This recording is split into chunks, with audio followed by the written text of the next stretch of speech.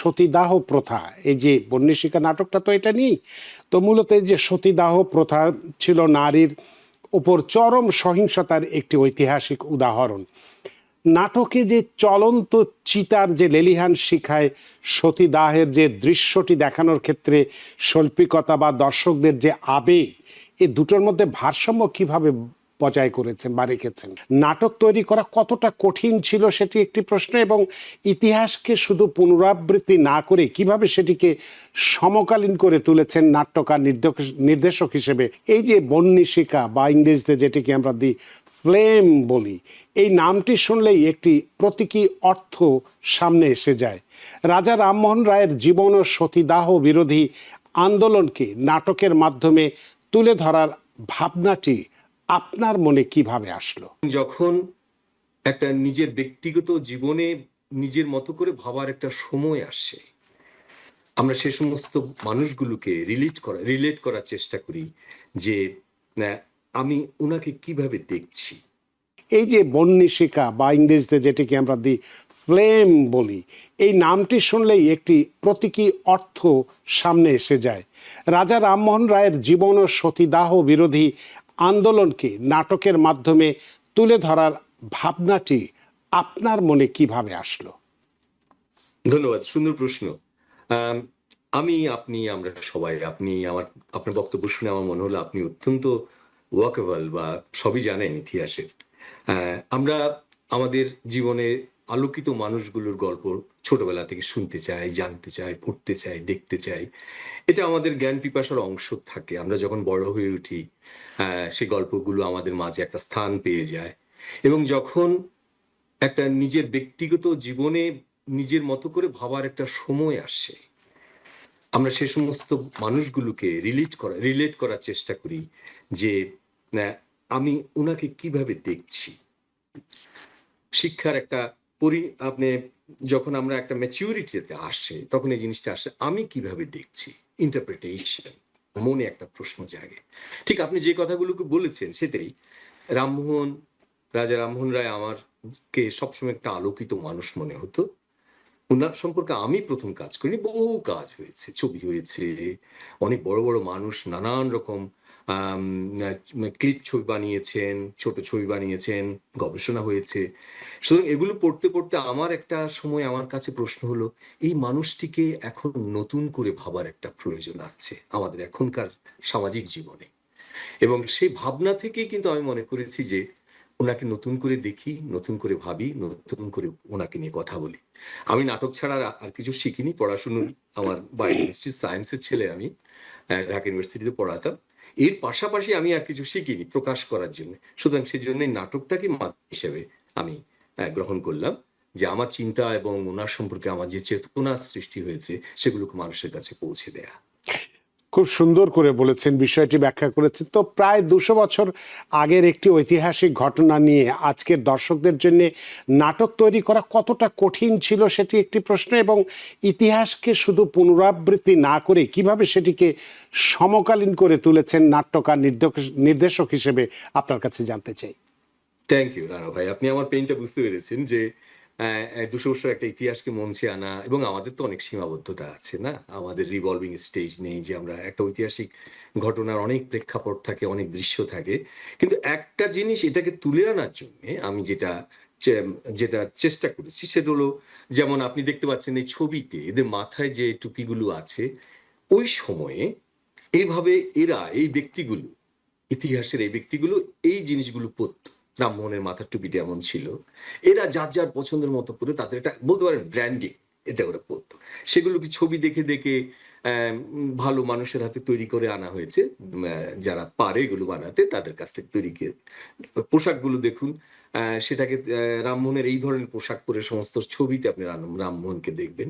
সুতরাং পোশাককে আমার একটা একটা পথ হিসাবে বেছে নিয়েছি সেই সময়টাকে আনার, চরিত্রগুলোকে তুলে ধরার।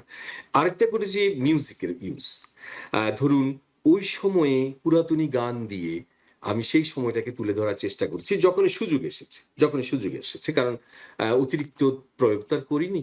যেমন রামমোহনকে পেছন থেকে অনেকটা ভেঙচি কাটার মতোই এই তার বিরুদ্ধে যারা ছিলেন তারা গান বাদ বেঁধেছেন, সেটা করা হতো। সেই গানটাকে খুঁজে খুঁজে খুঁজে খুঁজে বের করে সেই গানটাকে তুলে এনেছি। সুতরাং ওই সময়টাকে সঙ্গীত, পোশাক এভাবে তৈরি করার চেষ্টা করি। যেমন আবহ সঙ্গীতে আমরা যখন ওই সময়ে ২০০ বছর আগে চলে যাচ্ছি, আমি শুধুমাত্র ভায়োলিন, বাঁশি এবং মৃদঙ্গের ইউজ করেছি। সেই সময় যেটা চলত। এবং এ ব্যাপারে আমাকে কলকাতার সুরকার সৌনক চট্টোপাধ্যায় খুব হেল্প করেছেন। উনি সুরগুলো করেছেন। উনার যন্ত্রীদেরকে দিয়ে উনি সুর সৃষ্টি করেছেন। কিন্তু আম একসাথে কাজ করেছি এটা। এই আপনার ২ টো প্রসঙ্গ আমি এমফাসিস করেছি, যেটা আ সুরের মাধ্যম এবং পোশাকের মাধ্যমে যাওয়া। খুব আর শুন বিপরীতে জি। যখন এই সময়টা এসছি, তখন ধরুন আমার আমার নাটকটা কিন্তু শেষ হয়েছে নজরুলের গান দিয়ে। জাগো নারী জাগো বন্নিশিখা। এই সময়কার মিউজিকে তো হয়েছে। এখনকার এখনকার ছেলেমেয়েরা গাইছে বা আ আ নিত্যা আ নি নাচের মাধ্যমে প্রকাশ করছে। তার তো মানে এভাবেই একটি ঐতিহাসিক ঘটনাকে সমসাময়িক অবস্থায় বা রূপান্তর করার চেষ্টা করেছেন নাটকটার মধ্য দিয়ে। তো আপনার কাছে একটু জানতে চাইবো যে এই যে সতীদাহ প্রথা, এই যে বন্নিশিখা নাটকটা তো এটা নিয়েই। তো মূলত এই যে সতীদাহ প্রথা ছিল নারীর উপর চরম সহিংসতার একটি ঐতিহাসিক উদাহরণ। নাটকে যে চলন্ত চিতার যে লেলিহান শিখায় সতীদাহের যে দৃশ্যটি দেখানোর ক্ষেত্রে শৈল্পিকতা বা দর্শকদের যে আবেগ, এই দুটোর মধ্যে ভারসাম্য কিভাবে বজায় করেছেন বা রেখেছেন? হ্যাঁ, আ খুব ভালো একটা প্রসঙ্গ তুলেছেন। মঞ্চের একটা নিজস্ব ভাষা আছে। হুম, হুম। মঞ্চ কষ্ট, দুঃখ, বেদনাকে প্রকাশ করার একটা মাধ্যম নিয়ে নেয়। যেমন এই সময়ে ধরুন আপনি যদি চিন্তা করেন আমার এর বাস্তব দিকটা। এই সময় যারা সতীদাহ বরণ করে নিতে হয়েছে তাদের মনে তো কিছু কথা ছিল জমা, না? তারা সেগুলোকে প্রকাশ করতে পারেনি। সেই কথাগুলোকে আমি সংলাপে এনেছি।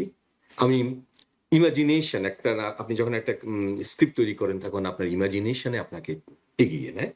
সেটা চিন্তা করার চেষ্টা করেছি এবং কোরিওগ্রাফিতে সে দুঃখ কষ্টগুলোকে প্রকাশ করার চেষ্টা করেছে মেয়েরা মঞ্চে।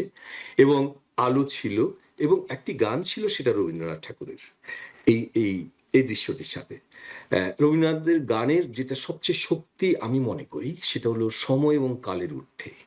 আপনি যেকোনো সময়ে যেকোনো পরিস্থিতিতে যে এই দুঃখ বেদনার যদি কোনো গানকে বেছে নেন, দেখবেন যে অ্যা আ যেকোনো সময়ের বাধা পেরিয়ে এই গানগুলো সেখানে প্রযোজ্য হয়। সুতরাং আমি সেখানে একটা গান ওভাবে বেছে নিয়েছি।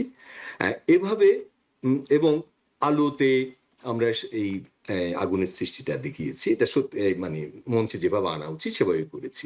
সেজন্য আমি বলব এক সংক্ষিপ্ত সার, নৃত্য, সঙ্গীত এবং ভাষা, ডায়ালগ দিয়ে আমি ওই সময়ের বেদনাটাকে প্রকাশ করার চেষ্টা করেছি অত্যন্ত শৈল্পিকভাবে, যেন মঞ্চের ব্যালেন্সটা নষ্ট না হয়।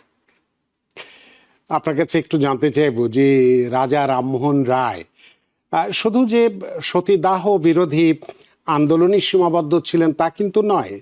নারীদের শিক্ষা, নারীর অধিকার, সংবাদপত্রের স্বাধীনতা এবং সমাজ সংস্কারের ক্ষেত্রেও তার গুরুত্বপূর্ণ অনেক অনেক ভূমিকা ছিল। নাটকে এই যে বহুমাত্রিক ব্যক্তিত্বকে কতটা আপনি তুলে ধরতে পেরেছেন? আমি আ ধরুন আমাদের সময়ের একটা সীমাবদ্ধতা থাকে। সবকিছু আমরা স্পর্শ করতে পারি না। আমি যেটা দুটো সতীদাহ এবং আরো দুটো জিনিসকে একটু গভীরতার মাঝে প্রকাশ করার চেষ্টা করেছি। সেটা হলো উম অ্যা হিন্দু কলেজ, যেটা ১ম এ প্রতিষ্ঠিত হয়েছিল। পরে যেটার নাম হয় কলকাতার বিখ্যাত প্রেসিডেন্সি কলেজ। সেই কলেজটি প্রতিষ্ঠায় কিন্তু রামমোহন অগ্রগণী ছিলেন। তার বন্ধু ছিল ডেভিড হেয়ার সাহেব। মূলত এরা দুজনেই প্রেসিডেন্সি কলেজের, ১ম এর নাম ছিল হিন্দু কলেজ, পরে প্রেসিডেন্সি কলেজ হয়। যেটা অত্যন্ত সুপরিচিত একটি বিশ্ববিদ্যালয় এখন সেই পর্যায়ের। আ সেই জিনিসটাকে আমি তুলে ধরার চেষ্টা করেছি, এই কলেজটি কিভাবে প্রতিষ্ঠিত হয়েছিল এবং সেটা করতে গিয়ে কলকাতার যে কুলীন কুলীন সমাজের সাথে যে দ্বন্দ্বটা উনার হয়েছিল সেটাকে প্রকাশ করেছি। আরেকটা কাজ করেছি যে উনার যে ধর্ম সম্পর্কে উনার যে দর্শন, সেটাকে প্রকাশ করার জন্য উনি যে ব্রাহ্ম সমাজ প্রতিষ্ঠা করেছিলেন, সেই সমাজের কথাগুলোকে আমি তুলে ধরার চেষ্টা করেছি। এই দুটো জিনিসকে এবং সতীদাহকে আধার করে আমি এগোবার চেষ্টা করেছি। অন্যান্যগুলোকে আমরা কথায় রেখেছি। আমি অতদূর আর যেতে পারিনি। কিন্তু আপনি খুবই ভালো বলেছেন। সংবাদপত্রের স্বাধীনতা, ভূমি সংস্কার, মেয়েদের স্বাধীনতা, নানান কাজে এই মানুষটি আমাদেরকে ঋণী করে গেছেন।